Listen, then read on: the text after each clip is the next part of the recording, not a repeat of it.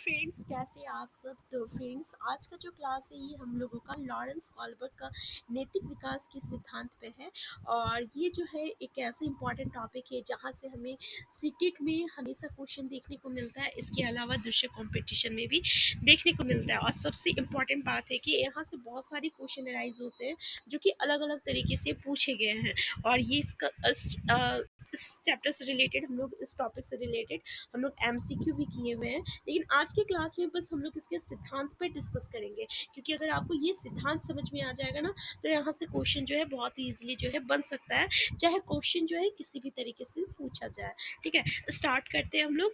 तो देखिए यहाँ पे क्या है कि लॉरेंस कॉल्बर्ग ने जीन पियाजे के सिद्धांत को आधार बनाकर नैतिक विकास की अवस्था का सिद्धांत दिया, जिसे उसने 3 भागों में विभाजित किया था। ठीक है, यानी जीन पियाजे के सिद्धांत पर इन्होंने नैतिक विकास का सिद्धांत दिया था, और इन्होंने नैतिक विकास को 3 भागों में विभाजित किया था। अब देखिए यहाँ पे क्या क्वेश्चन हो सकता है, नैतिक विकास का सिद्धांत किससे संबंध रखता है, तो ये आपका लॉरेंस कॉल्बर्ग से संबंध रखता है। तो पहला तो क्वेश्चन नहीं पूछ लिया जाता है, ठीक है ना। तो ये भी आपको याद रखना पड़ेगा कि कौन सा मनोवैज्ञानिक जो है वो किस सिद्धांत से रिलेटेड है। तो नैतिक विकास का सिद्धांत जो है किससे रिलेटेड है, ये आपका कॉल्बर्ग से, लॉरेंस कॉल्बर्ग से रिलेटेड है। तो सबसे पहला जो आपका भाग था, ठीक है ना, पहला जो मतलब कि पार्ट है, ये है आपका पूर्व परंपरागत स्तर, या इसको हम लोग पूर्व नैतिक स्तर कहते हैं, जो कि 4 साल से लेकर 10 साल तक के बच्चे में होता है। तो एज तो इम्पॉर्टेंट है कि हाँ 4 साल से 10 साल तक। उसके बाद इस अवस्था को हम लोग क्या कहते हैं, पूर्व परंपरागत स्तर या पूर्व नैतिक स्तर। अब आपको ये भी क्वेश्चन पूछा जा सकता है, आपको इसमें से कौन सा जो है ये आपका लॉरेंस कॉल्बर्ग का नैतिक विकास का सिद्धांत नहीं है, तो इसके लिए आपको ये भी याद होना चाहिए। तो देखिए इसमें क्या बोल रहा कि ये जो है ना, ये फिर पुनः 2 भाग में डिवाइड होता है। यानी ये जो पूर्व प्रागत स्तर है ये फिर से डिवाइडेड होता है, सब डिवाइडेड होता है। पहला जो होता है इसको हम लोग कहते हैं दंड तथा आज्ञा पालन अभिमुखता कहते हैं।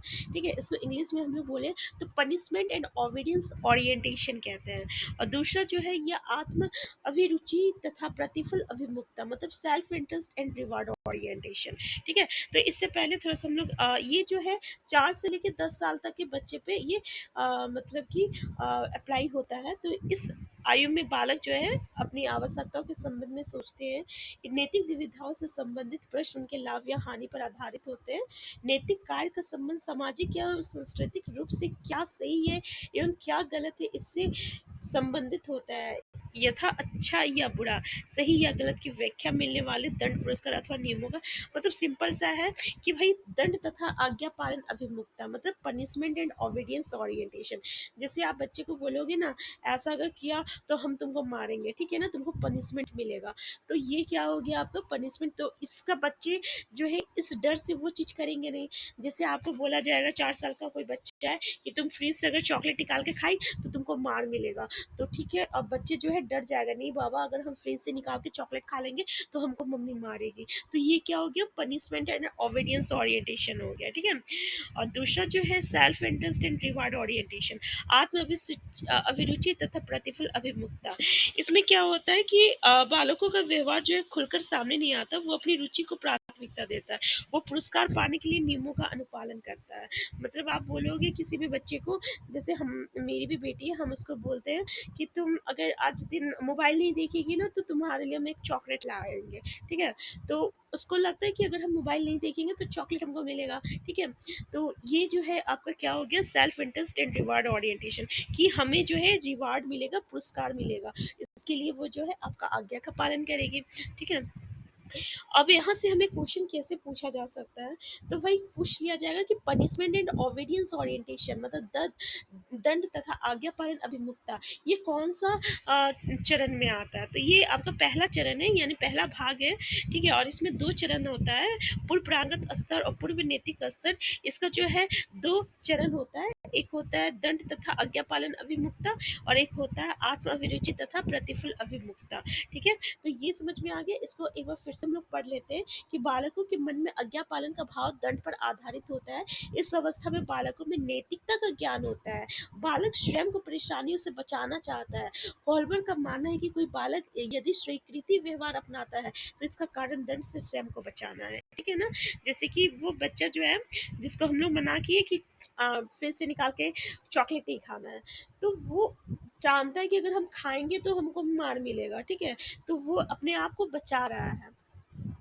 नेक्स्ट जो है ये आपका परंपरागत नैतिक स्तर है जो कि 10 से लेके 13 साल के बच्चे तक का होता है। ठीक है, ये आप देख लिए ना, ये 4 से लेके 10 साल के तक के बच्चे में रहता है आपका पूर्व परंपरागत स्तर, जिसको हम लोग पूर्व नैतिक स्तर कहते हैं।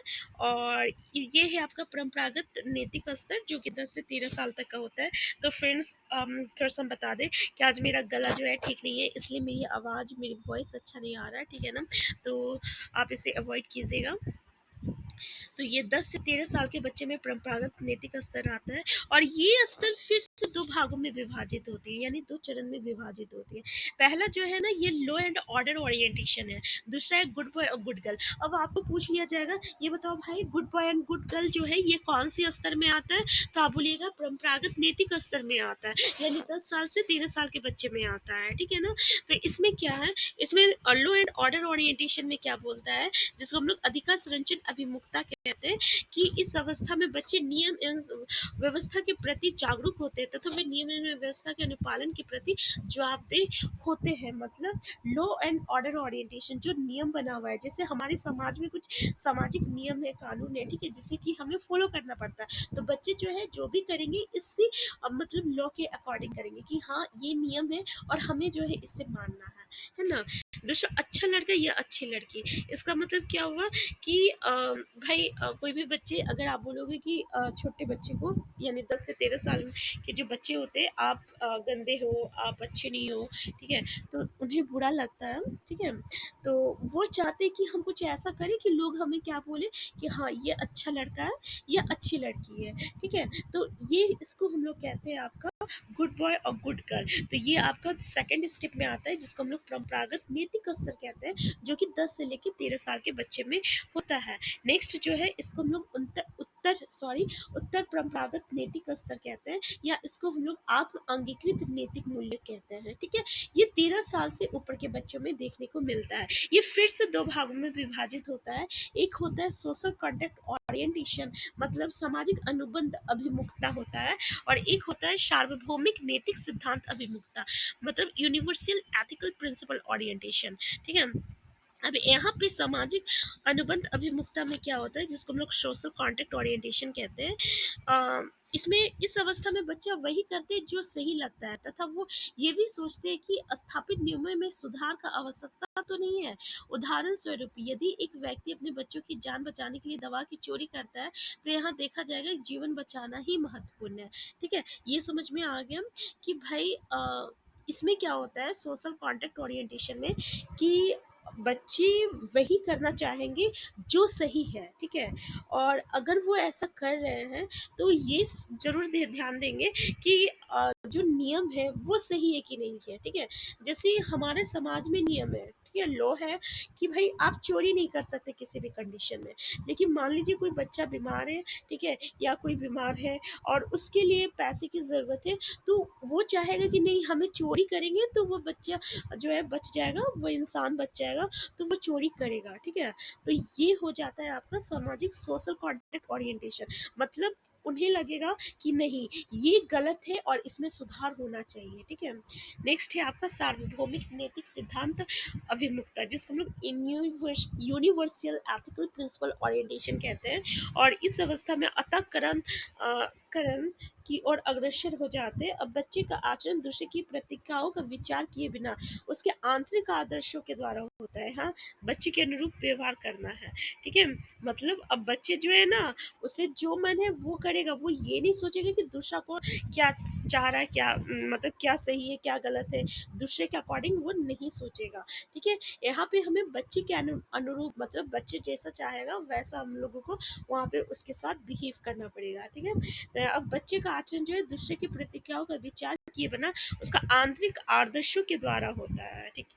ये समझ में आ गया ना कि वो मतलब वो दूसरा का नहीं सोचेगा कि भाई क्या मतलब कि दूसरे क्या सोचेंगे हमारे बारे में, हम ऐसा करेंगे तो दूसरे क्या बोलेंगे। अब वो सोचेगा कि हमको जो करना हम वो करेंगे, ठीक है? जैसे कि एक सिंपल सा एग्जांपल देते हैं हम।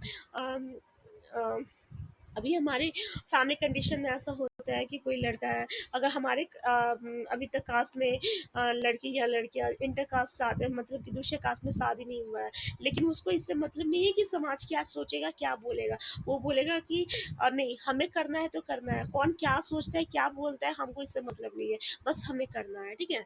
तो ये हो गया यहाँ पे यूनिवर्सल एथिकल प्रिंसिपल ओरिएंटेशन।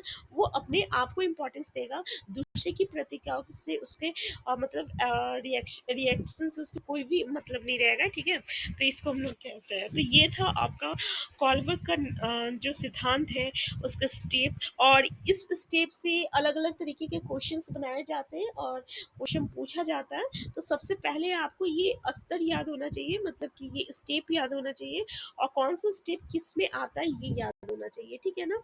तो आज का क्लास हम यहीं तक रखते हैं। तो ये बहुत ही इंपॉर्टेंट टॉपिक था।